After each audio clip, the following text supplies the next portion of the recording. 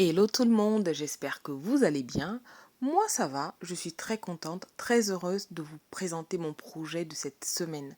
C'est un kimono trop beau, trop tendance, mais vraiment magnifique. Bon, je sais que je ne suis pas très impartiale, hein, parce que c'est moi qui l'ai fait et que c'est moi qui ai choisi le tissu, mais permettez-moi de savourer ce moment et de savourer ma création.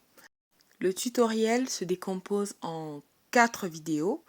Une vidéo patronage, une vidéo couture, une vidéo dans laquelle je vous montre comment j'ai cousu la ceinture et une autre dans laquelle je vous montre comment coudre les passants. Bon, j'ai décidé de faire comme ça parce que je ne voulais pas d'une vidéo beaucoup trop longue et je voulais que chacun puisse y trouver son compte. Bon, pendant que je me démerde avec mon tissu là, que j'essaie de le plier, que je galère bien comme il faut, je vous invite à vous abonner si ce n'est pas déjà fait, à activer la cloche de notification si ce n'est pas déjà fait et à embarquer avec moi pour de nouvelles aventures. Allez, on essaie de commencer le tutoriel une fois que j'aurai fini de me battre avec mon tissu.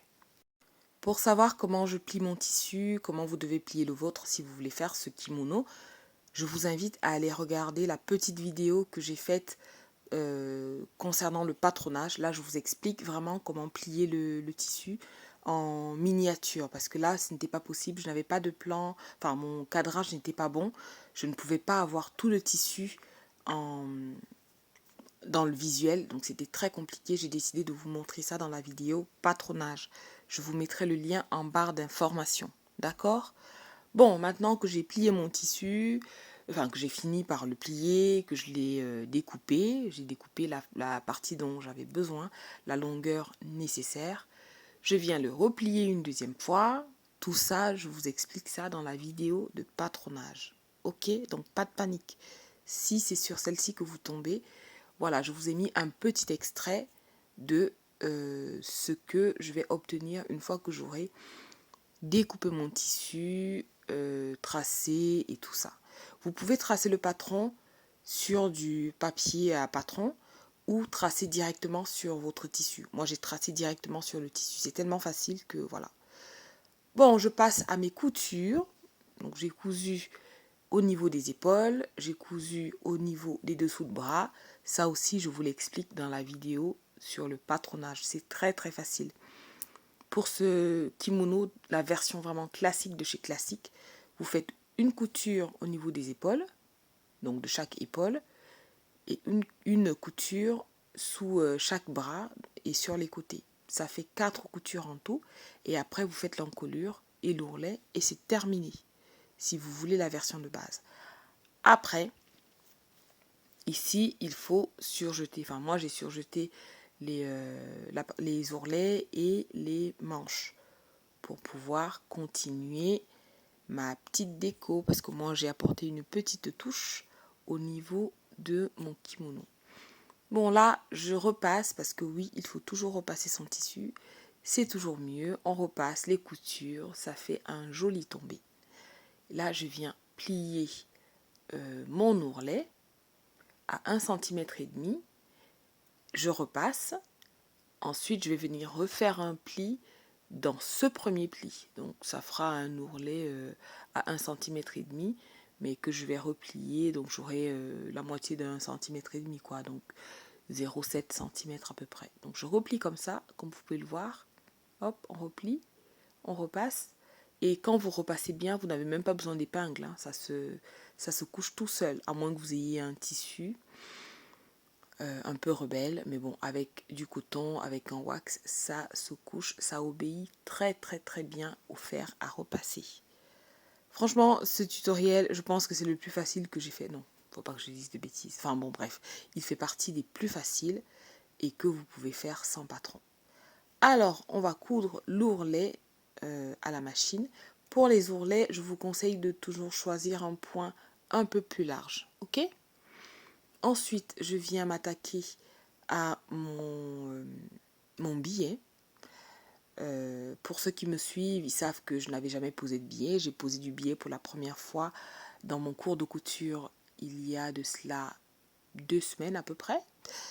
Et j'ai tellement aimé ça que j'ai décidé là de me faire plaisir, de poser du billet large. Je l'ai acheté déjà fait, hein. Je ne veux pas en faire pour l'instant. Donc j'ai décidé d'acheter ce billet large là. Je voulais quelque chose de contrastant pour donner de l'allure à mon kimono. Alors, je couds mon ourlet, comme je vous ai dit, avec un point très large. Et après, je vais venir vous montrer comment j'ai posé mon billet. Alors, je ne vous ai même pas parlé de ce tissu. C'est un wax imprimé macaroni, hein, fuchsia, que j'ai acheté sur le site www.waxdiscount.com. C'est le site sur lequel je me fournis habituellement quand je n'achète pas directement au Cameroun. En général, j'achète sur ce site-là. Il est top. Marie, qui est la propriétaire du site, elle est très très très gentille et très sympa, franchement. Et elle a de très très beaux motifs sur son site. Donc n'hésitez pas à aller lui faire un petit coucou de ma part, un petit achat de temps en temps. Je précise que ce n'est pas une vidéo sponsorisée, hein. C'est vraiment parce que je trouve que le service y est et que il y a de quoi faire, il y a du choix. Petite parenthèse fermée, là je pose mon billet, vous avez vu comment j'ai fait. J'ai dégarni un petit peu les bords, j'ai replié, j'ai posé mon billet et mon tissu en sandwich entre mes deux épaisseurs de billets, tout simplement, aussi simple que ça. Et là je viens épingler et je vais faire ça tout autour. Donc je commence par le bas du kimono, je remonte sur le côté, l'un des côtés devant, je passe par l'encolure et je redescends par l'autre côté devant. J'espère que vous me suivez jusque-là. Là, c'est au niveau de l'ouverture devant que j'ai faite. Une fois de plus, allez regarder la vidéo sur le patronage, vous allez comprendre. C'est très très bien expliqué, c'est très détaillé. Mais je ne voulais pas faire une trop longue vidéo parce que quand je fais de trop longues vidéos, vous ne les regardez pas. Donc je fais des petites maintenant. J'essaye en tout cas de faire des petites. Ou alors de décomposer les longues vidéos en plusieurs chapitres. Ok ? Bon, je vais épingler tout ça comme ça. J'épingle bien mon billet. Je mets bien mon tissu contre le pli intérieur du billet. Et je viens épingler. Franchement, c'est tellement facile. C'est tellement facile. Je ne sais pas pourquoi je n'avais jamais posé de billet avant. Je n'osais pas.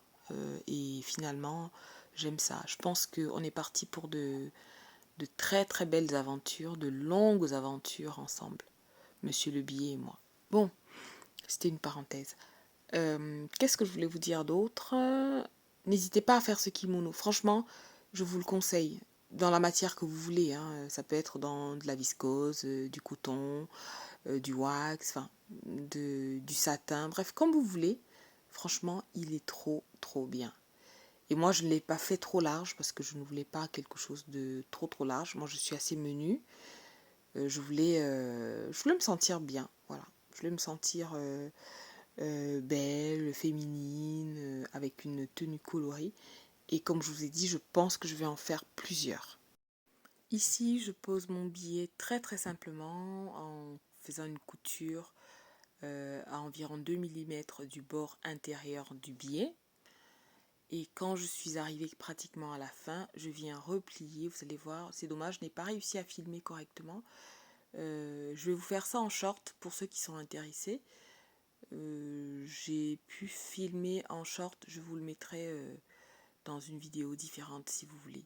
Donc je replie et hop, je fais mon point d'arrêt et c'est terminé. Mais terminé de chez terminé. Vous voyez?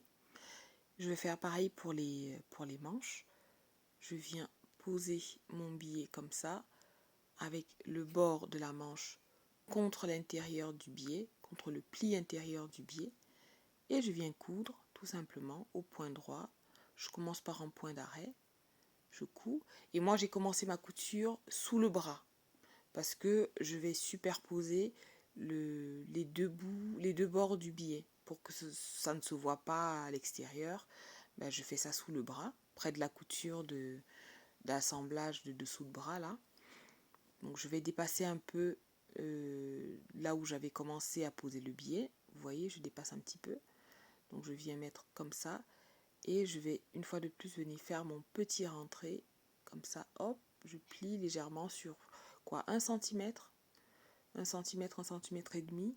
Et je viens tailler comme ça pour que ça ne dépasse pas. Parce que quand je ne taille pas comme ça, j'ai des petits bouts qui ressortent et je ne trouve pas ça joli. Voilà, une fois que c'est fait, j'épingle et je viens terminer ma couture avec un point d'arrêt. Et au niveau de la fin, de la toute fin du billet, vous allez voir, je vais coudre parallèlement et je vais venir faire une petite couture perpendiculaire pour bien fixer et bien aplatir mon billet. Et voilà, c'est terminé. Terminé, je suis terminée. Vous voyez, c'est posé, c'est fait, c'est propre. Je coupe les petits fils qui dépassent et mon kimono est terminé. Regardez vous-même, regardez le résultat. Regardez comment c'est canon. Vous avez vu ça? Franchement, est-ce que ça ne vaut pas le coup? Et c'est très facile à faire, hein. Honnêtement, très très facile à faire. Allez, je vous dis à bientôt pour de nouvelles vidéos. Avant de partir, n'oubliez pas de vous abonner, d'activer la cloche de notification, de me laisser un petit pouce en l'air si vous avez aimé ce tutoriel et à me laisser votre avis en commentaire.